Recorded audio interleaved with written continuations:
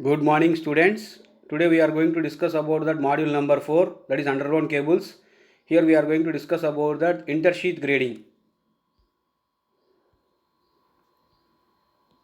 So intersheath grading. So in this method of cable grading, that is intersheath grading, actually earlier we are discussing about that capacitance grading. Now we are going to discuss about intersheath grading. In capacitance grading, definitely there is a different amount of voltage how it is shared because of different electrical stress which was offered on different layers of insulating materials. In order to overcome the drawback, here we are going to discuss about that intersheath grading. In this method of cable grading, a homogeneous dielectric material which is used, but it is divided into various layers by placing metallic intersheaths between the core and lead sheath as to maintain a uniform electrical stress. The intersheaths are held at suitable potentials which are in between the core potential and the sheath potential. This arrangement improves that voltage distribution in the dielectric of the cable and consequently more uniform potential gradient is obtained. Consider a cable of core diameter like small d from the center of the cable and outer lead sheath diameter is capital D. Suppose the two intersheaths, that means between core of the conductor and lead sheath of the insulating material, again we are placed two dielectric intersheaths whose radius is, whose diameter is, first intersheath diameter is d1 and second intersheath diameter is d2 based upon our inserting into that. These materials are homogeneous dielectric materials and maintained at some fixed potentials.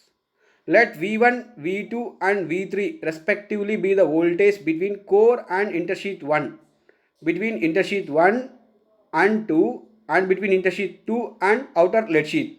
That means V1 is the potential exactly at the core of the conductor and V2 is the potential between that intersheath 1 and 2 and V3 is the potential between intersheath 2 and outer lead sheath. As there is a definite potential difference between the inner and outer layers of each intersheath, therefore each sheath can be treated into a homogeneous single core cable. As shown in the below figure, that is, we can look at the maximum stress. The maximum stress is there between core and intersheath 1. So we can express the maximum electrostatic stress G1 maximum is equal capital V1. V1 is nothing but its voltage of intersheath 1 from core of the conductor to intersheath 1. Therefore G1 maximum is equal V1 divided by its diameter is D. So initially we can take it as D. So D by 2 into log of base E into sheath 1 diameter is D1 and core diameter is D. So the difference between these two diameters like log of base E into D1 by D. Similarly, the electrical stress from intersheath 1 and outer sheath, that is G2 maximum is equal whose voltage V2 divided by D1 by 2 into log of base E into the ratio of diameters of intersheath 1 to outer sheath D2 divided by core of the conductor to intersheath 1, that is D1. Therefore G2 maximum is equal V2 divided by D1 by 2 into log of base E into D2 divided by D1. So similarly G3 maximum is electrostatical stress from outer sheath to its outer covering of that insulating material. Therefore G3 maximum is equal V3 divided by D2 divided by 2 into log of base E into capital D is nothing but diameter of the overall conductor. So capital D divided by D2. D2 is nothing but diameter of intersheath 1 to intersheath 2. Since the dielectric is homogeneous, the maximum stress in each layer is same. So the electrical stress from core of the conductor to intersheath 1 and intersheath 1 to intersheath 2 and intersheath 2 to outer layer. So we can write it as G1 maximum is equal, G2 maximum is equal, G3 maximum is equal, let us say G maximum because all are same. So now we can write the three formulas individually as like this: V1 divided by D by 2 into log of base E into D1 by D is equal, again V2 divided by D1 by 2 into log of base E into D2 divided by D1, that is equal V3 divided by D2 by 2 into log of base E into capital D divided by D2. As the cables behave like three capacitors because there is a potential difference. If there is a potential difference, then definitely the capacitance of core of the conductor to its intersheath 1 has 1 capacitance. The intersheath 1 of the layer 2, intersheath 2 of the layer having another capacitance, intersheath 2 of the layer 2, outermost layer having one more capacitance. So C1, C2, C3 based upon the difference in the electrical stresses like V1, V2 and V3. Therefore, all the potentials are in phase because it is a single core cable.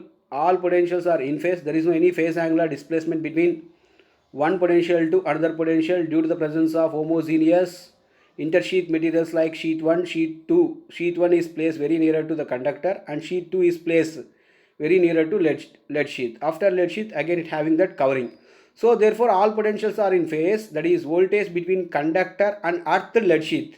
Therefore we can write that mathematically V is equal V1 plus V2 plus V3 because a little amount of potential difference is there but maximum it is same. Therefore intersheath grading has three principal disadvantages. Firstly, there are complications in fixing the sheath potentials.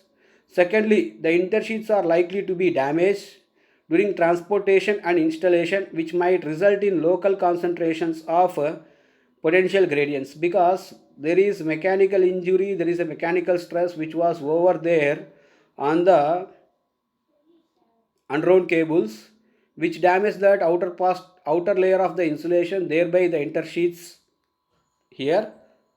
That is the major disadvantage. So the first disadvantage is because of complications which are fixing with the sheath potentials. The second disadvantage is like intersheaths are likely to be damaged because of transportation and installation where it causes to mechanical injury and mechanical stress which may result in local concentrations of potential gradients. Thirdly, there are considerable losses in the intersheaths. Definitely in the intersheaths there are considerable losses due to charging currents because as you know that very clear, the charging current IC is equal its phase voltage divided by capacitive reactance. Then the charging current formula IC is equal its phase voltage V phase divided by capacitive reactance is nothing but 1 by XC. 1 by XC is nothing but we know that it is 1 by 2 by FC. So we can write that the charging current formula IC is equal phase voltage into 2 pi FC.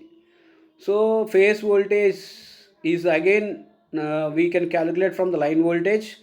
Therefore phase voltage is equal line voltage divided by root 3. Like this here we can get if we know the line currents. Then phase voltage into 2 pi FC means here to find out that charging current IC value, it again depends upon the frequency of that conductor and the capacitance of the given conductor. So thirdly, that is there are considerable losses in the intersheaths due to the charging currents because of the existing of the capacitance.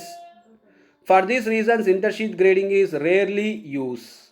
So that's why we are always prefer that capacitance grading for most applications as to maintain that a uniform electrical stress.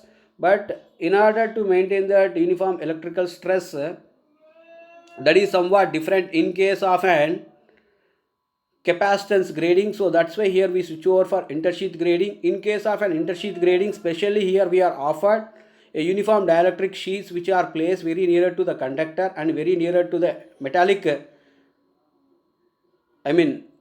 metallic sheath or lead sheets. Thereby again it shows the difference in the diameters like D1, D2 which are inserted. With respect to D1, D2 again there exists that potential difference, nothing but because of the difference in the electrical stress, because of the presence of a uniform dielectric material, even though we are placed like the potential difference here we exist here like V1, V2 and V3. With respect V1 is nothing but with respect to conductor and sheath 1, and V2 is with respect to sheath 1 to sheath 2, and V3 is with respect to sheath 2 and outermost layer.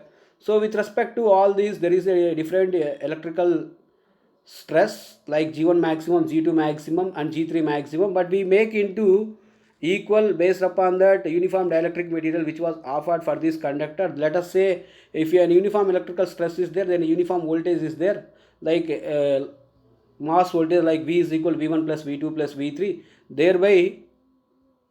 Thereby here we can maintain that a uniform voltage and uniform electrical stress, but there are maximum principal disadvantages like complications related to sheath potentials, and second one is sheaths are damaged due to that mechanical injury and mechanical losses, and the third one is considerable losses because of the charging currents by existing that capacitance at here. For these reasons intersheath grading is rarely used, but maximum we can use that capacitance grading in order to grade the cables as to maintain the uniform electrical stress and to maintain that uniform capacitance. Thank you.